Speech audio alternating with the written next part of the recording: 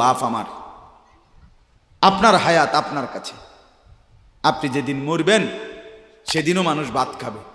এই গ্রামবাসী ধোকা, ধোকা, মহল্লাবাসী ধোকা, এগুলো সব ধোকা, সব ধোকা। বন্ধুরা ধোকা, স্ত্রী ধোকা, এগুলো সব ধোকা। সব ওই রাত্রে খানা খাবে, আপনারে দাফন করে আসে। আরো বেশি খাইব মানুষের ঘরের থেকে, যাইতে আইনা ভাত খাওয়ায়। আও হারাদিন কাঁদছেন আমনে, শরীর দুর্বল হয়ে যাব খানা না খাইলে। ভাত খা, খানা বন্ধ না। লাশের সামনে, লাশের সামনে মুসলমান আজকে জানাজা, লাশ সামনে, এখানে দাঁড়াইয়া জিগায় খানাটা কোন দিন কইয়া লাইলে ভালো আছিল। কি আহা আহা, মানুষ কার জন্য শিক্ষালেন? এই মানুষগুলো তারা আজকে জিগায় খানাটা কোন দিন করবে। 4 দিন না খানাটা কি সোমবারে করলে ভালো হয় না মঙ্গলবারে করলে ভালো হয়? কদ্দুর অনবুজ করে লাইলে ভালো আসিল, লোকজন কি আর আবার ফাইবেননি?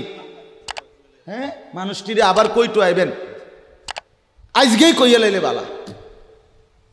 ফলে জানাজার লাশের সামনে দাঁড়াইয়া আগে কইয়ালায় সবাই খেয়াল রেখেন সোমবারে খানা। আহ, এর নাম দুনিয়া, এর নাম দুনিয়া, এর নাম দুনিয়া। এই জন্য দুনিয়া বড়ই স্বার্থপর। এটা রাক্ষস, শুধু গিলে খায়, তৃপ্ত হয় না, তৃপ্ত হয়। সেদিন আমি এক কুটিপতির বাড়িতে গেছি, অনেক বড় সম্পদশালীর বাড়িতে গিয়া তার বাসায় বাথরুমে গেছি। দেখি যে বাথরুমের যে দরজা, দরজার যে সিটকারি লাগায়, তো সিটকারিটা আছে, কিন্তু সিটকারিটা যেটার মধ্যে লাগায় ছোট্ট বল্টু একটা, এটার মধ্যে লাগায় যেটার মধ্যে আরে এটা নাই। এবারে লাভ হইল কি, এটা কিদের মধ্যে লাগাও? কথা বুঝছেন না আপনি? লকটার এই ছোট ইয়াটা যেটার মধ্যে লাগায়, আর এটা নাই। হ্যাঁ, তা না, আমি বের হয়ে বললাম, হা ভাইয়া, এরই নাম দুনিয়া। দুনিয়া এমন একটা না একটা থেকেই যায়, সব চাহিদা সব প্রয়োজন পূরণ হয় না, পূরণ হয়। আপনার লাশ যেদিন জানাজা হবে সেদিনও আপনার ঘরের হাজারো প্রয়োজন বাকি থেকে যায়,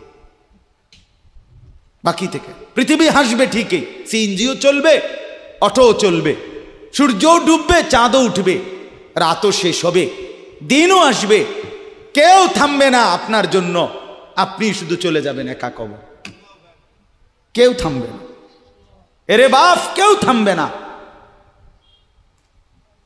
ছেলেরা আজকে বন্ধুর পাল্লায় পড়ে নষ্ট হয়ে যাচ্ছে। আহ, সমবয়সী বন্ধু তোমার উলঙ্গ ছবি দেখায়া, নর্তকী দেখায়া শেষ করে দিল, তুমি বুঝলা না। সমান সমান বন্ধু একসাথে তোমার জুয়ার আড্ডায়, মদের আড্ডায়, নারীর আড্ডায়। আহ, আফসোসের ব্যাপার।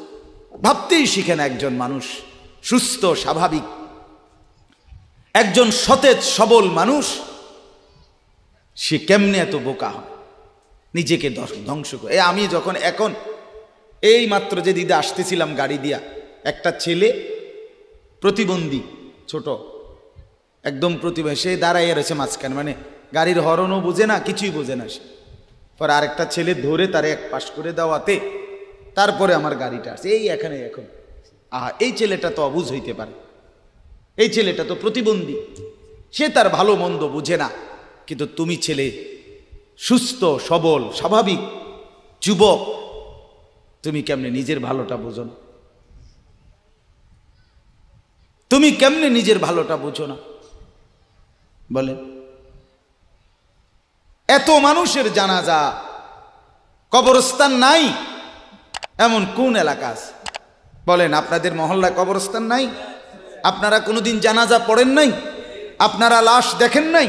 তাহলে জলজ্জান্ত মানুষ আজকে কবরে জনাব হযরত মাওলানা আব্দুল বারী সাহেব, আমার তো পুরা মনে আছে কত সময় আমার সাথে, কতদিন বয়ান একসাথে দেখছি, বসছি, কথা বলছি। কোথায় হারিয়ে গেল? কোথায় চলে গেলেন? এইভাবে পরিচিত চেনা মানুষগুলো প্রতিদিন হারিয়ে যায়, কবরে চলে যায়। এরপরও কি আমার কলিজার ভিতরে একবারও এই হয়েছিল, বয় বেটা, আহাম্মক থাকার বেটা,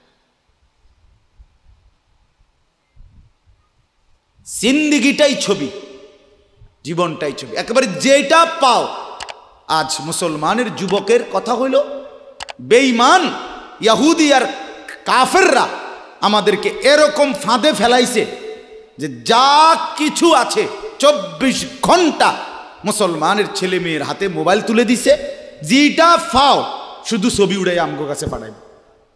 এটা কুত্তা হোক, বিলাই হোক, শুকর হোক, মানুষ হোক, গরু হোক, ছাগল হোক, হুজুর হোক, পাবলিক হোক, বেড়া হোক, বেড়ি হোক, জোয়ান হোক, বুড়া হোক, যেটা পাউডা শুধু ছবি উড়া। জিন্দিগির কাজে একটা, আহ হায় হায় বাপ, তোমরা বুঝো না, বেঈমান তোমাদেরকে বেঁধে ফেলছে, আষ্টে পৃষ্ঠে বেঁধে ফেলছে, গিলে খাচ্ছে, গিলে। একটা সেকেন্ড সিদ্ধান্ত বেঈমানের যে মুসলমানের একটা নড়াচড়া তারা তাদের আড়াল হইতে দিবে না। কারণ এই মোবাইল, এই ইন্টারনেট, এই সব কিছু আমরা যাই ছবি উঠাই করি তাদের হাতে, তাদের কাছে এটার মূল নিয়ন্ত্রণ। তারা দেখে মুসলমানের যুবকদের হালাত কি, চরিত্রের অবস্থা কি, যুবতীদের হালাত কি। যুবতী তার রাত গভীরে অশ্লীল দৃশ্য পুরুষকে দেখায়, যুবক তার রাত গভীরে অশ্লীল কথা, জঘন্য কথা ভিন মেয়ের সাথে বলে। আহা, বেঈমান তখন হাসে, কাফের বেঈমানরা তখন হাসে যে হ্যাঁ দেখছো মুসলমানের অধপতন, মুসলমানের সন্তানের নোংরামি, মুসলমানের সন্তানের অসভ্যতা, এটা তারা হিসাব রাখে।